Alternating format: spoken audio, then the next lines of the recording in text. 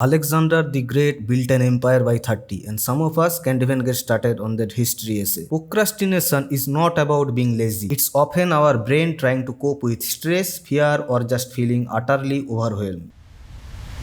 You know that little burst of happiness when your crush likes your post? That's dopamine at work. So how do we use this for studying? Instead of staring down the barrel of a write 10 pages a shotgun, let's break it down into ridiculously tiny steps. Think about it. Open document, boom, dopamine hit. Write title, another hit. Write first sentence, you are practically swimming in dopamine. I once had to write a research paper on the migratory patterns of the common housefly. I broke it down so much. My first task was find a pen, then find paper, then write the date. Each minuscule accomplishment gave me that little tiny jing in my brain, building this bizarre, almost unstoppable momentum. It's like training a very easily distracted puppy. You reward the baby steps and eventually they are fetching the newspaper, or in your case, facing that exam.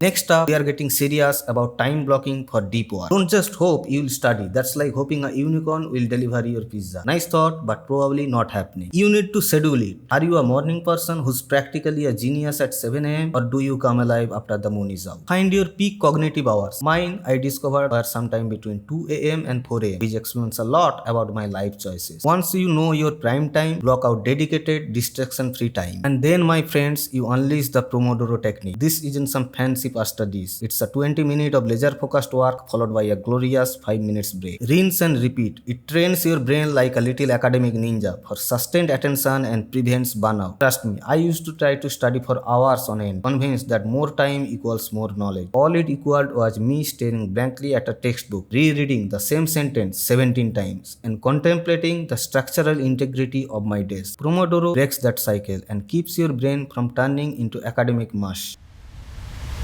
Third hack, and this is a big one, reduce cognitive load. Your brain, as amazing as it is, isn't built for endless multitasking. It's not an octopus. If your brain is constantly trying to remember what it needs to do, it can't actually do it. It's like trying to run a marathon while simultaneously reciting the periodic table backward. Possible? Maybe. But why inflict that on yourself? So externalize your task. Get those swirling thoughts out of your head and onto something tangible. Use note-taking apps like Notion or Evernote, or go old school with a trusty notebook. Explore concepts like the para method or building a second brain system. These aren't just fancy terms, they are ways to offload the mental burden of what's next. Your mental energy is a finite resource, like the last slice of pizza. Use it wisely. I used to try and remember everything, and my brain felt like a chaotic squirrel's nest. Now, with everything externalized, my brain is free to actually think, not just remember.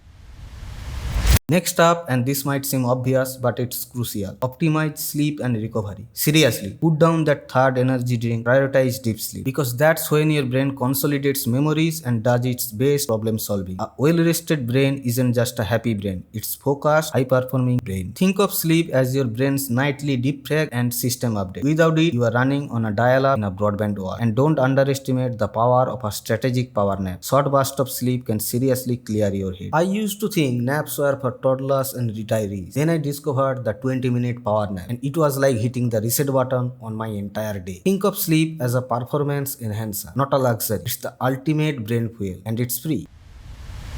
Hack number 5. Leverage the ZEIGARNIK effect. This psychological phenomenon basically says your brain remembers unfinished tasks better than the completed one. It's like a cliffhanger in your favorite show. Your brain can't stop thinking about what happens next. So the trick, just start the task, even if it's just for a minute. Open that document, write one sentence, even if it's this essay is about to be written, or just make a heading. This creates an open loop in your brain, making it naggingly easier to return to and complete the task later. It's like leaving a door in your mind. Your brain just has to go back and close it. I have used this countless times. Just the act of opening a textbook for a subject I dreaded made it so much easier to come back to it later. It's a gentle nudge, not a full-blown sub, and your brain responds surprisingly well to it.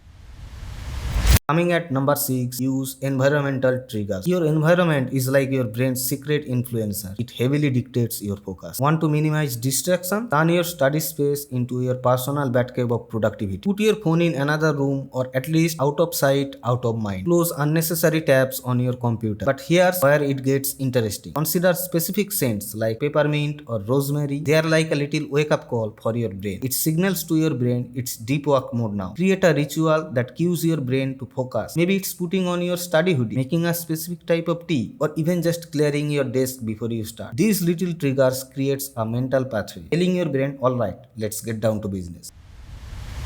Seventh, and this is a big one, especially in our crazy deadline filled life, manage stress with mindfulness. Procrastination often isn't laziness. It stems from anxiety or feeling utterly overwhelmed. It's your brain screaming, danger Will Robinson, about mission. So take a few minutes to practice meditation or simple breathing exercises. It's not just for yogis, it actually helps regulate your cortisol levels, that pesky stress hormone, before a high pressure task. Try visualization technique. Imagine yourself successfully completing the task and feeling good about it. Seriously, visualize that A plus or that finished paper. A calm mind is a productive mind, not a mind spiraling into YouTube rabbit hole. I used to scoff at meditation, but even 5 minutes of focused breathing before a big exam changed my entire approach. It's like hitting the mental refresh button. Number 8. Optimize nutrition for brain function. This isn't your mom telling you to eat your veggies, though she's probably right. You can't expect your brain to perform at its peak if you are fueling it with processed junk food and sugary drinks. That's like trying to run a Ferrari on a budget gasoline. Consume omega-3s from fish, nuts, and seeds for better cognitive performance. These are like rocket fuel for your brain cells. And for the love of all that is holy, stay hydrated. Even mild dehydration can lead to brain fog and fatigue, making it harder to focus and easier to procrastinate. I used to think coffee was the answer to everything. Turns out water was the real MVP. Fuel your brain like the supercomputer it is. Hack 9 is about working smarter, not just harder. Utilize the 90-minute ultradian rhythm. This is super cool. Our bodies naturally operate in 90-minute cycles of high focus followed by a deep. It's like your brain has its own built-in productivity waves. So try to work in 90-minute concentrated bursts. Then take a real break, get up, stretch, grab some water. Don't just switch to another screen. Get away from your workspace for a bit. Align your work session with these natural brain energy fluctuations to maximize your productivity and prevent mental exhaustion. I used to push through that deep, feeling like I was forcing a square peg into a round hole. Once I started honoring these natural rhythms, my productivity soared and my brain felt less like a deflated balloon.